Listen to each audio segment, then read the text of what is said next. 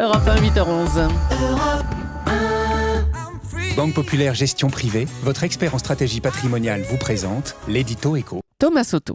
Faisons à présent un peu de fiction, mais on peut quasiment appeler ça de la fiction-réalité. Nicolas Barré, bonjour. Bonjour Thomas. Imaginons, nous sommes donc le 19 septembre au matin, le oui à l'indépendance de l'Écosse vient de l'emporter, Londres est sous le choc, la reine d'Angleterre est au fond du trou, la livre sterling vacille, la bourse de Londres chute.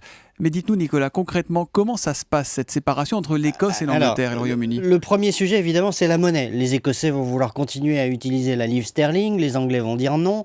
Et donc la solution pour les Écossais c'est peut-être de continuer à utiliser la livre sterling quand même en passager clandestin, un peu comme à Panama on paye avec des dollars. Enfin vous voyez bien que c'est pas une solution durable. Et donc ils devront soit créer leur propre monnaie, ce qui est un tout petit peu compliqué, soit adhérer à la zone euro, ce qui est aussi compliqué parce que ça suppose d'adhérer d'abord à l'Union européenne. Donc là, vous voyez déjà un premier problème. Premier problème, la important. monnaie. Et le pétrole, qui va mettre la main sur les ressources pétrolières de la région ? Alors a priori, Anglais c'est ou simple, écossais ? le pétrole, il est en mer du Nord, donc ça va aux Écossais. Sauf que il y a un autre sujet qui est lié, vous allez voir, c'est la dette. Qu'est-ce qu'on fait de la dette du Royaume-Uni ? Alors, les Anglais disent, il suffit de partager en fonction de la population, mais du coup, les Écossais se retrouvent avec une dette qui va représenter à peu près 80% de leur économie. Alors ils disent, tout ça, vous êtes bien gentils, mais...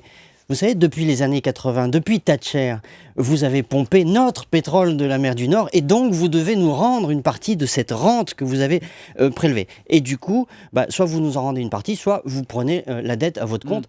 Là, les Anglais vont dire, oui, mais vous êtes bien gentils, mais nous, Royaume-Uni, on a subventionné l'Écosse pendant toutes ces années, on a financé son système social et du coup, c'est vous qui nous devez de l'argent. Donc vous voyez, une discussion de marchand de tapis à plusieurs milliards de livres, évidemment. C'est pas tout, Nicolas, il y a d'autres sujets qui fâchent. Il y a plein d'autres sujets. Il y a par exemple la défense. Tiens, les Écossais ont dit on ne veut pas devenir une puissance nucléaire.